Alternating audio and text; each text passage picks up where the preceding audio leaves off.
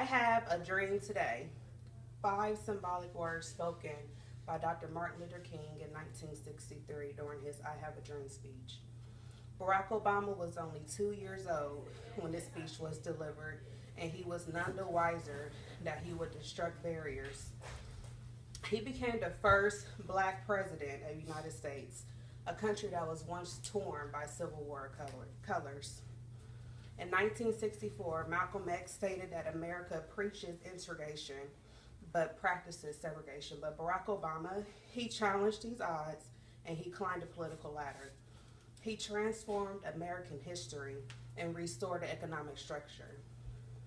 Today, I will discuss how Barack Obama's upbringing helped build his character as a man.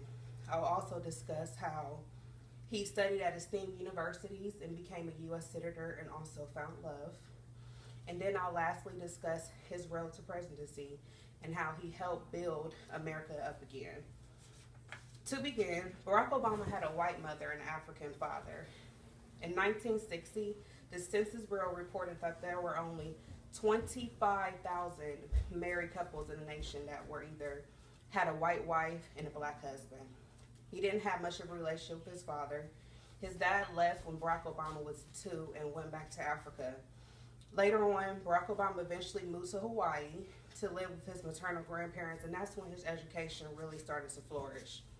He didn't see much of his father. Barack Obama wrote in his book, Dreams of My Father, that his father remained a myth to him. He became the epitome of a man searching for an identity. He was biracial. He didn't have much of a fatherly influence.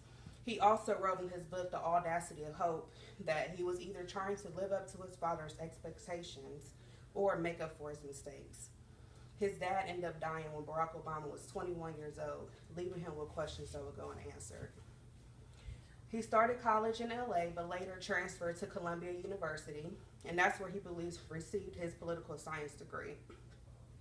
He moved to Chicago, but Barack Obama, he still felt incomplete. He went to Africa to try to fill the voids and answer questions that rendered him incomplete and pick up the pieces, and he was successful. And he was eventually finally ready to explore life. I have spoken so far about how Barack Obama's upbringing has built his character as a man, but it was his education that led him down political course and also to finding love. He returned from Africa and enrolled in the renowned Harvard Law School. He put all of his energy into his education. He didn't let his past hinder his future. He became the very first black editor of the Harvard Law Review. What an accomplishment. He graduated top of his class in 91, but not before he meets Michelle Robinson. Michelle was a mentor of Barack Obama at a Chicago law firm, and the relationship, it prospered into romance and longevity. She supported him. And in 1992, she vowed to endure all of his endeavors. Barack Obama tried to restore the poverty that was going on in Chicago, therefore he becomes a U.S. Senator. But he wasn't done impacting the community yet.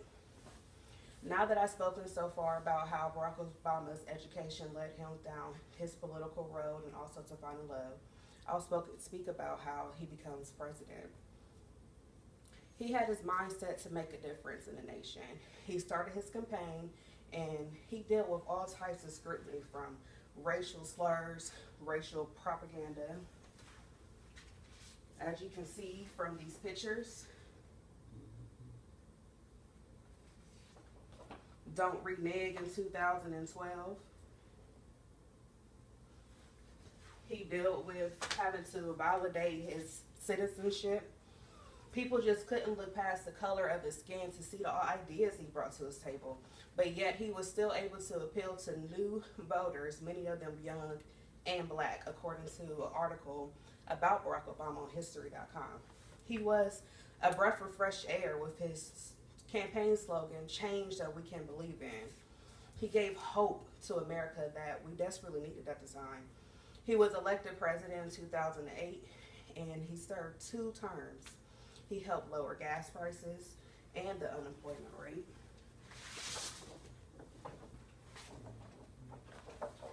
He added 93 new jobs since he took office to America, compared to George Bush.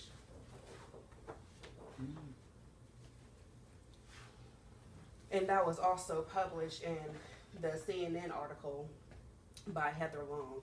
He made changes that he promised to make.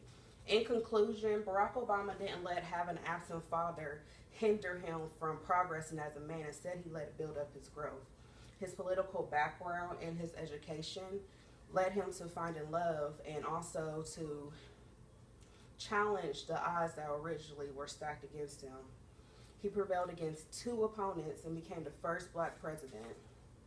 He made new national history despite the nation's ugly past of segregation. So again, I'll say the words of Dr. Martin Luther King: I have a dream today because Barack Obama is that dream fulfilled.